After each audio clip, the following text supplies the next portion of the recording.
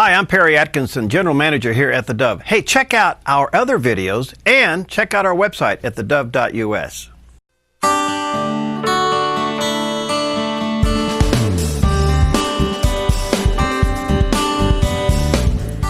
Well, welcome to Focus Today. I'm your host, Perry Atkinson. Wow, what an honor for us to have back with us today Naghmeh Abedini. She is the wife of the pastor Saeed Abedini, who's been imprisoned in Iran for his Christian faith since 2013. And as you know, this whole story has been in the news.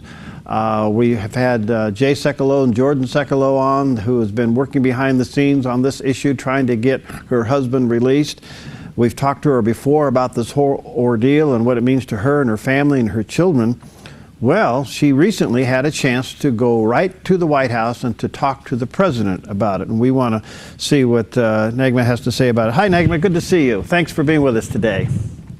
Thank you for having me. Good to be back. Good to see you. Well, you had the chance to meet with the president. Tell us about it. Well, starting early January, I felt led to just pray and fast more, mostly to seek God and just draw closer to God and through prayer and fasting. And I didn't anticipate that as a result of that, I heard the news that President Obama was coming to Boise. And I reached out to the White House and State Department, wrote a letter to him and asked him to meet with me and the kids. And I fasted and prayed and asked God if this was his will, that we'd be able to meet, that I could speak to him about my husband, who's been in prison since actually 2012. Wow. So it happened. I got a call from White House on Tuesday, January 20th, saying that I would be meeting with the president on the 21st. Wow. All right, so the Lord certainly honored your fasting and praying. You got in, and how'd it go? Because you were only with him, what, about 10 minutes or so? How long was the meeting?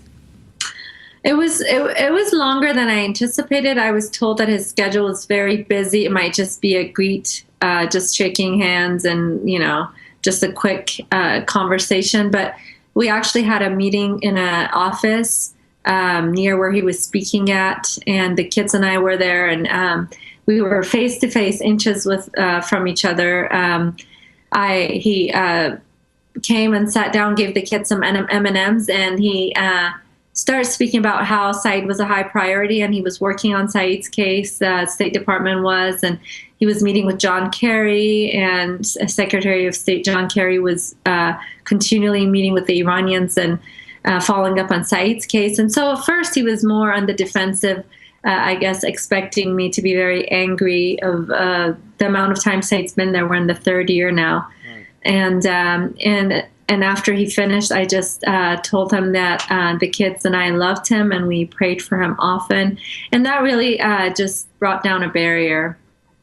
And from there, it's just he held my hand, looked in my eyes, and we became more friendly and just talking about. He asked me. He said, "Let's do this. Have you meet with the ambassador at large for religious freedom, who was just sworn in." And so I'm meeting with the ambassador after my meeting. I got calls from state and White House, and I will be meeting with the ambassador for religious freedom in a few weeks. Are you hopeful? I am. I'm very hopeful. I know it was ordained by God, and that's what I told President Obama. I said this meeting was ordained by God through prayer and fasting. And so I know God's hand is in it, and that's what makes me hopeful. My hope is not in governments or humans, but it's in God. Now, I understand your son wanted to ask the president a question. Did he get a chance to do it? And if so, what was the question? He did. As soon as they heard we were meeting with the president, I could see hope in their eyes. Maybe this is the person that can get Daddy out, and this is an answer to prayers. And so he asked President Obama in the meeting, he said, "Can you help bring my daddy home for my birthday?" And first, President Obama was kind of, wow, that's early, Jacob. And he said, well, Jacob, as soon as he said, "Can you help bring my daddy home for my birthday?" he said, "When is your birthday, Jacob?"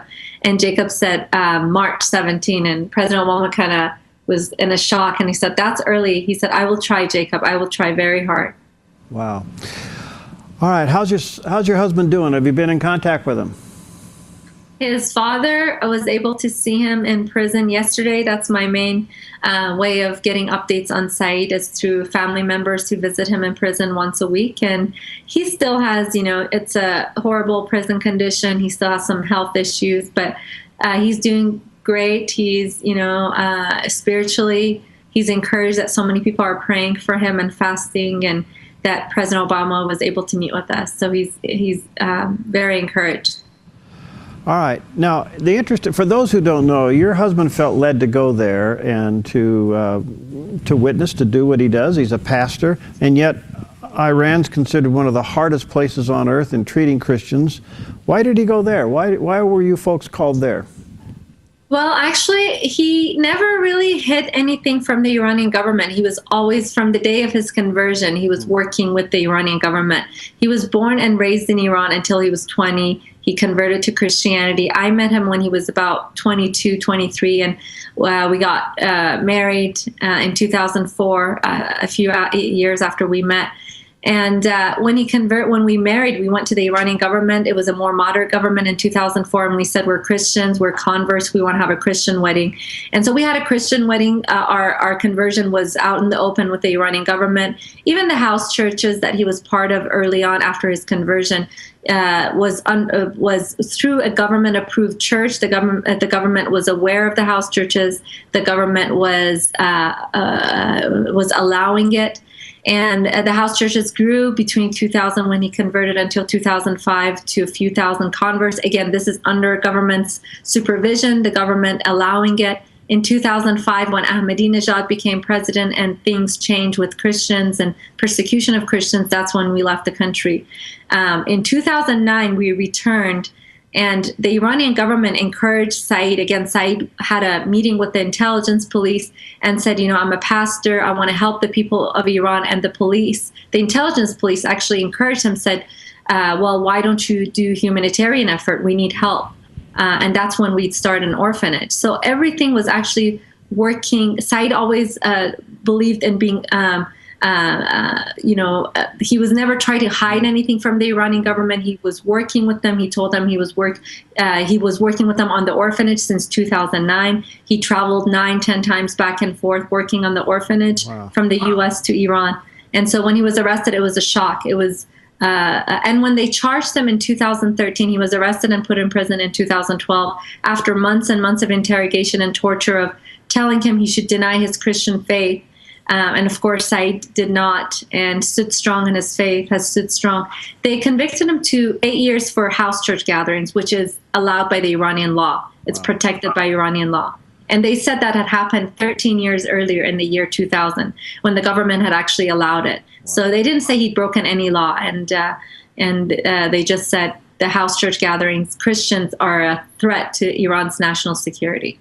Wow. Okay. Now, you've met with the president. The president's heard your plea, heard about your praying and your fasting, and even your caring for him and your praying for him. With all of this now very much in the forefront, in fact, the coverage, the news coverage of you meeting with the president was quite substantial across the country. What do you think has to happen now? What has to fall into place for your husband to be released? I think just President Obama knows that we got the ball rolling. I will be meeting with the ambassador at large for religious freedom end of February, and the meeting is set. The time is set. I think just for me, I don't know really what governments are doing and what the plan is in that term. But for me, I think I've realized the importance of taking time to pray and fast and step into doors that the Lord opens for me. I mean, President Obama coming to Boise was an open door. I knew that the Lord wanted me, like Esther in Book of Esther, to take that, pray and fast and take that step and ask for the meeting with the president.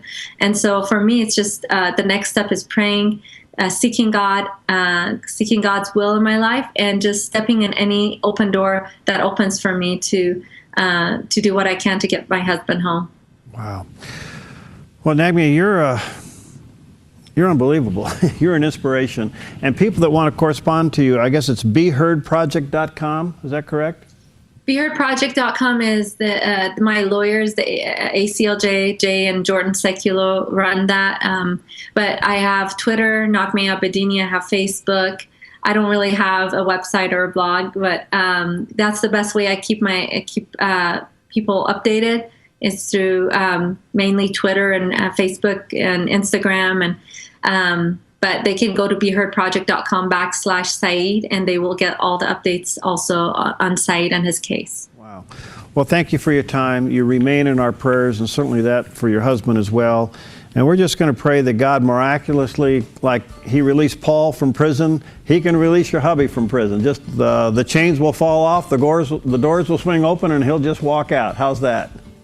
Amen. That's what I'm praying for is Book of Acts, miraculous release for Saeed, and God can do that. And I'm praying that God will get all the glory for his release.